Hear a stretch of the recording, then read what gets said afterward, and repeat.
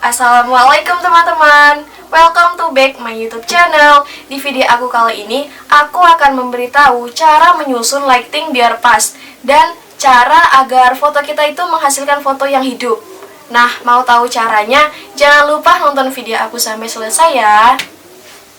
Pertama-tama, yang harus kita ketahui dahulu yaitu apa itu fotografi atau istilah fotografi. Fotografi yaitu melukis dengan cahaya. Jadi, kalau teman-teman ingin membuat foto, otomatis kita juga harus menggunakan cahaya. Nah, cahaya itu ada dua macam. Yang pertama yaitu natural atau natural light. Natural light yaitu cahaya matahari yang ada di setiap hari. Nah, cahaya yang kedua yaitu artificial light. Artificial light adalah sebuah cahaya yang dibuat oleh manusia. Nah, ini bisa meliputi lilin, bolam, atau neon. Kemudian, apa yang terjadi ketika kita ingin melakukan suatu pemotretan jika tidak ada cahaya?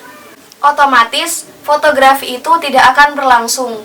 Jadi, kalau teman-teman coba foto dalam suatu ruangan yang dalam ruangan tersebut tidak ada cahaya sedikit pun, maka foto atau hasil foto akan hitam. Teman-teman jika ingin memotret dalam suatu ruangan, itu harus ada cahaya sedikit pun, walaupun sedikit, itu harus tetap ada cahaya.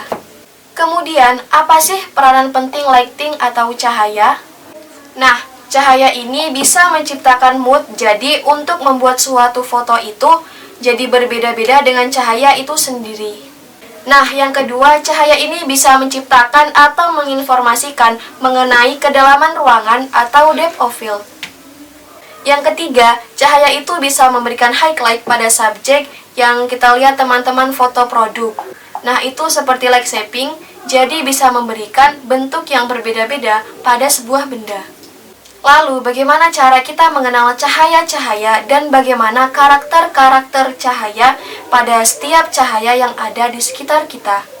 Nah, yang pertama yang harus kita pelajari adalah cahaya dari cahaya matahari itu sendiri. Cahaya matahari adalah cahaya yang paling murah dan paling bagus. Nah, kita itu tinggal memaksimalkan bagaimana cara kita menggunakannya. Ada 4 karakteristik yang harus dipahami. Poin pertama yaitu quality atau intensitas cahaya, yaitu dari cahaya itu sendiri. Jadi, cahaya itu bisa terang dan juga bisa redup. Poin 2 yaitu quality atau kekerasan cahaya dari cahaya itu sendiri. Ada cahaya soft light dan ada juga cahaya hard light. Penting diketahui supaya kita bisa menciptakan karakter yang sesuai yang kita inginkan. Cahaya hard light yaitu cahaya yang langsung terkena pada subjeknya. Dan ini kebalikan sama soft light. Biasanya sifatnya tidak langsung atau biasanya cenderung dibiaskan. Nah, bisa dilihat juga shadow-nya. Cahaya akan jauh lebih rata dan lebih lembut.